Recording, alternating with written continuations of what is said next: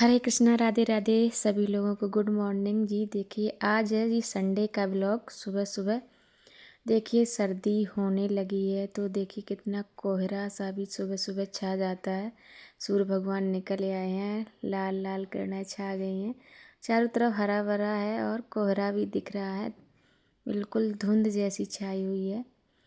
तो सभी को गुड मॉर्निंग, राधे राधे। आज संडे के ब्लॉग में सभी लोगों का बहुत स्वागत है।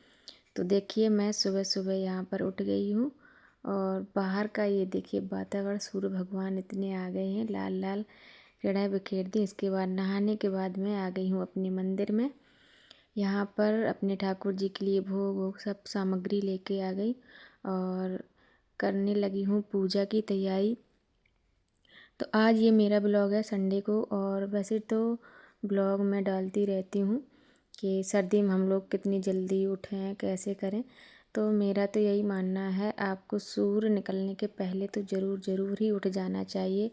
हाँ, कोई 4 बजे 4:30 बजे उठता है, नहीं तो आप 5:30 बजे तक उठ ही जाइएगा सूर्य भगवान के निकलने से पहले। तो यहाँ पर मैं मंदिर में अपने ठाकुर जी का करवा रही हूँ स्नान। सुबह सुबह से पूजा करूँगी और आप लोग सभी लोग बने रहना मेरे इस ब्लॉग में।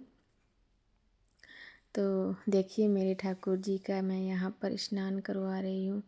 और संडे वाले दिन तो काम तो हर दिन हो जाता है, संडे वाले दिन तो और भी ज़्यादा हो जाता है एक हाउस वाइफ के लिए, क्योंकि घर में बच्चों की ड्रेस सब कुछ धुलना और सब व्यवस्था संडे को कुछ ज़्यादा ही हो जाता है, क्योंकि घर की थोड़ी बहुत साफ़ सफाई भी और सब कुछ हो जाता है।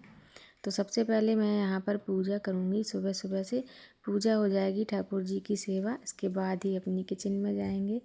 तो यहाँ देखिए मैंने अपने ठाकुर जी का स्नान करवा दिया है और अब मैं ठाकुर जी को पहनाऊँगी अच्छे से प्यारे से वस्त्र। सबसे पहले भगवान जी को टॉवल में अच्छे से पोंछ लेंगे और इसके बाद भगवान जी को इत्र लगाएंगे और अच्छे से कपड़े पहनाएंगे।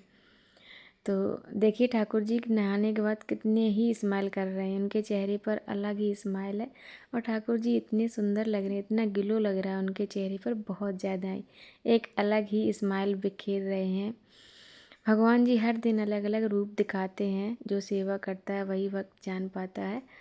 तो यहाँ पर मैंने ठाकुर जी को ये वेलवेट के कपड़े पहनाए हैं, इसके बाद मैं उनका श्रृंगार करूँगी।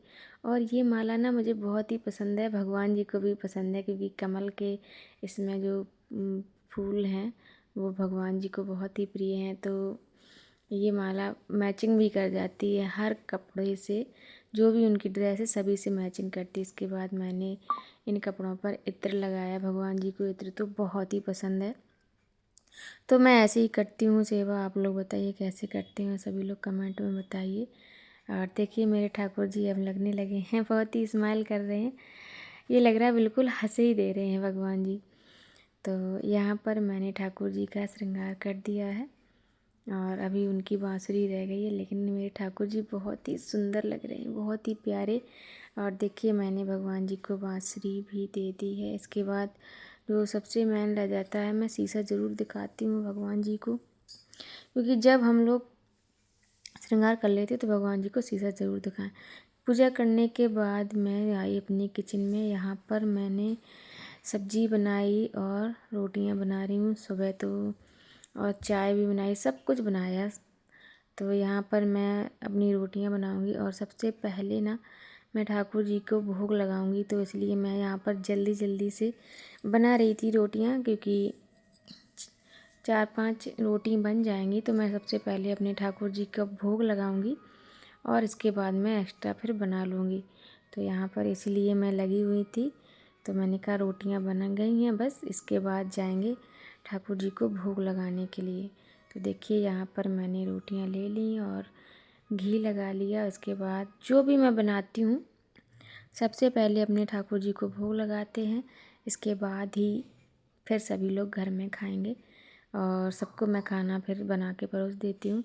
तो देखिए मैं आ गई अपने मंदिर में और यहाँ पर मैंने ठाकुर जी को भोग लगा रहे हैं। भगवान जी भाव के भूखे होते हैं, आपकी श्रद्धा अनुसार जो आप बनाएं, सात्विक भोजन होना चाहिए भगवान जी को भोग लगाने के लिए। तो देखिए यहाँ पर मैंने ठाकुर जी को भोग भी लगा दिया है और मैं सुबह सुबह तो दूध और अब तो सर्दी है तो गुड़ और मिश्री, ड्राई फ्रूट्स इसका भोग लगाती हूँ। फल फल भी रख देती हूँ, जो भी होता है मैं सब कुछ भगवान को समर्पित कर देती हूँ, जो भी हो सबसे पहले भगवान को ही।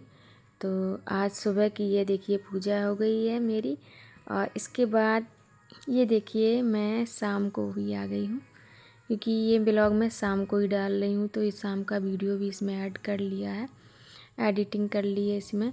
क्योंकि देखिए शाम को मैंने ठाकुर जी को भोग लगाने के बाद अब मैं सुलाने की तैयारी कर रही हूँ। तो यहाँ पर ठाकुर जी का जो श्रृंगार किया था सुबह वो सारा निकाल दूँगी, इसके बाद ठाकुर जी को सुलाऊँगी। तो आज का ब्लॉग कैसा लगा आप लोग कमेंट में ज़रूर बताइएगा। और यहाँ पर मेरे ठाकुर जी का हो गया सोने का टाइम। तो ये मेरी दिनचर्या रहती है, मैं सुबह से दोपहर तक ठाकुर जी की सेवा करती हूँ। आप लोग हो सके दोपहर में भी सुला लीजिए ठाकुर जी को एक घंटे के लिए कम से कम, और उसके बाद आप जगा लीजिए और शाम के वक्त भगवान जी को फिर आरती कीजिएगा और भोग में आप जो लगाते हैं वो लगाइएगा। इस ब्लॉग में इतना ही। सभी को राधे राधे।